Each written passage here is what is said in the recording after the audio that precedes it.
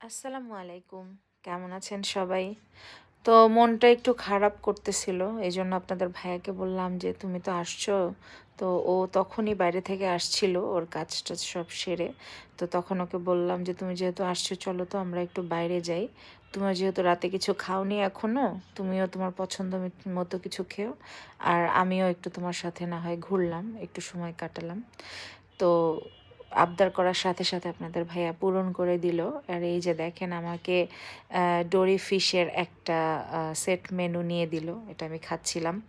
তো সেট মেনুটা অনেক মজার ছিল। তো আমার ডোরি ফিশ খাওয়া দেখে আমার হাসব্যান্ডও খুব মানে পছন্দ করছে। ও ডোরি ফিশ খেয়ে দেখলো।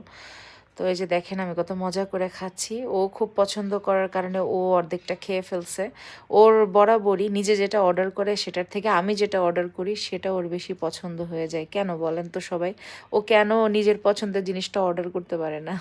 তো যাই হোক অনেক হাস্যকর ছিল।